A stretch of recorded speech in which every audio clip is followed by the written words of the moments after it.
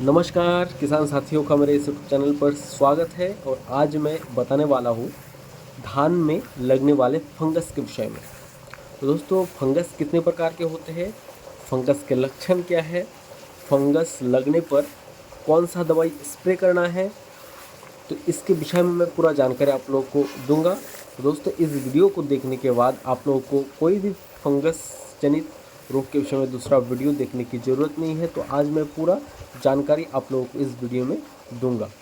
तो दोस्तों, देखा जाता है धान रोपाई के 15 से 20 दिन बाद से ही फंगस का अटैक होना चालू हो जाता है। दोस्तों, फंगस जो है लगभग 7-8 प्रकार के फंगस होते हैं धान में। तो मैं एक एक करके आप लोगों को पूरा फंगस के बारे में जानकारी दूंगा। तो दोस्तों, पहला जो फंगस है वो 15 से 20 दिन बाद से ही शुरुआत उसकी हो जाती है। तो पहला जो फंगस है वो है झुलसा रोग। धान रोपाई के 15 से 20 दिन बाद से यह रोग दिखाई देता है। यह रोग धान में लंबे समय तक देखे जा सकते हैं। इस रोग की शुरुआती अवस्था में पौधे की निचली पत्ती में छोटे छोटे धब्बे बनते हैं जो बैंगनी रंग के होते हैं, जो धीरे धीरे बढ़कर आँख के समान बीच में चौड़े एवं किनारों पर संकरे हो जाते हैं। इस धब्बे के बीच का भाग हल्के भूरे रंग का होता है। तने के गांठों पर भी यह रोग दिखाई पड़ता है और धीरे धीरे गांठों से टूट जाते हैं। तो इस रोग के रोकथाम के लिए टेबुकोनाजोल 25% एसी का यूज़ करें तो बहुत ही बेहतरीन रिज़ल्ट इससे मिलेगा। और इसका जो रिज़ल्ट है वो हफ्ते 10 दिन में दिखाई देता है। तो टेबुकोनाजोल के साथ जो एजेस्ट्रोविन है उसको भी आप लोग यूज़ कर सकते हैं, तो बेहतरीन रिज़ल्ट आप लोगों को मिलेगा। दूसरा जो है जीवाणुजनित झुलसा रोग। इस रोग में धान की पत्ती की ऊपरी सतह में पीले रंग के हो जाते हैं और कुछ दिन बाद भूरे पत्ती ही मटमैले पीले रंग के दिखाई पड़ते हैं। रोग ग्रसित पौधे कमज़ोर हो जाते हैं और कुछ दिन बाद पूरे खेत यह रोग से ग्रसित हो जाते हैं। इसके पत्ती को पानी में भिगोने से पूरी पत्ती दूधिया हो जाती है। तो इस प्रकार के यदि लक्षण दिखाई पड़े तो उसके रोकथाम के लिए 6 ग्राम स्ट्रेप्टोसाइक्लिन प्लस उसके साथ कॉपर ऑक्सीक्लोराइड 200 लीटर पानी में आप लोग यूज़ करें तो बहुत ही बढ़िया रिजल्ट आप लोगों को देखने को मिलेगा। और तीसरा नंबर में धान का भूरी चित्ती रोग। इस रोग के कारण पत्ती पर गोलाकार भूरे धब्बे बन जाते हैं। यह धब्बे धीरे धीरे मिलकर पूरे पत्ती को सुखा देते हैं और यदि ऐसे लक्षण आपको दिखाई देते हैं तो यह रोग है भूरी चित्ती रोग।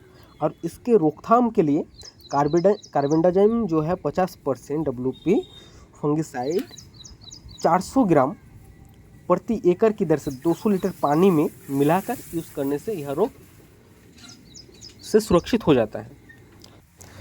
चौथा नंबर है धान का खैरा रोग। इस रोग में धान की पत्ती में हल्के पीले रंग के धब्बे बनते हैं, बाद में कत्थई रंग के हो जाते हैं और पौधा बौना रह जाता है। कल्लों का फुटाव कम होता है। धान में खैरा रोग जिंक की कमी के कारण आता है। तो ऐसी लक्षण अगर आप लोगों को दिखाई दे तो उस टाइम आप लोग इसकी रोकथाम के लिए जिंक सल्फेट 33% 5 किलो प्रति एकड़ यूरिया के साथ मिलाकर छिड़काव करें, तब सुरक्षित हो जाएगा। यह आप लोग जैसे तलवार जिंक आता है या एल्टा जिंक आप लोग स्प्रे भी कर सकते हैं। तो प्रति एकड़ लगभग 250 ग्राम आप लोगों को यूज़ करना है तो बहुत ही बढ़िया रिजल्ट आप लोगों को मिलेगा। अब पांचवा नंबर है धान का शीत विलाइट। यह रोग बहुत ही खतरनाक होता है और यह रोग हवा, पानी तथा पिछले वर्ष के जो प्रभावित मृदा है उसके कारण भी होता है। इस रोग में पौधे का जो तना है उसमें भूरे धब्बे बन जाते हैं, यह केंचुए की आकृति की दिखाई देता है और इस रोग के कारण पौधे के कल्ले सूखने लगते हैं और जो पौधे की गांठ है वहाँ से टूटने लगते हैं। तो यह लक्षण अगर आपके पौधे में दिखाई दे तो इसकी रोकथाम के लिए आप लोगों को हेक्साकोनाजोल 250 ml एकड़ की दर से आप लोगों को स्प्रे करना है, या प्रोपिकोनाजोल 25% EC का 200 ml प्रति एकड़ की दर से आप लोगों को यूज़ करना है। तो बहुत ही बढ़िया रिजल्ट आप लोगों को मिलेगा। फिर छठवां नंबर है धान का हर्दी रोग। तो इस रोग में धान में जब बाली निकलते हैं तो बाली में धान में पीले रंग के आकृति स्पॉट बनते हैं, जिसमें से पाउडर निकलते रहते हैं। और यदि आप लोग खेत में जाए तो आपके कमीज में भी ऐसे पाउडर पूरा उड़कर लगते हैं। तो उसे हम धान का हल्दी रोग या इसे फॉल्स स्पॉट भी कहते हैं। तो इस प्रकार के जब रोग दिखाई पड़े तो आप लोगों को प्रोपिकोनाजोल 25% EC को 300 ml प्रति एकड़ की दर से स्प्रे करना है। तो बहुत ही बढ़िया रिजल्ट आप लोगों को मिलेगा। अब आप लोगों को सातवां नंबर है नेक ब्लास्ट।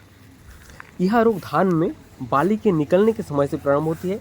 इस रोग में बाली के निचले हिस्से में धब्बे बनते हैं और कुछ दिन बाद टूट जाते हैं। तो यदि ऐसे लक्षण आपके खेत में दिखाई दे तो उसके रोकथाम के लिए ट्राइसाइक्लोजोल का उपयोग करें, तो बहुत ही बेहतरीन रिजल्ट आप लोगों को मिलेगा। और एक दवाई है नेटिवो नाम से आता है, तो उसको भी आप लोग यूज़ कर सकते हैं। तो बहुत ही अच्छा रिजल्ट इससे भी आप लोगों को मिल जाएगा। और दूसरा एजोस्ट्रोविन प्लस टेबुकोनाजोल का यूज़ भी आप लोग कर सकते हो। तो बहुत ही बढ़िया रिजल्ट देखने को मिलेगा।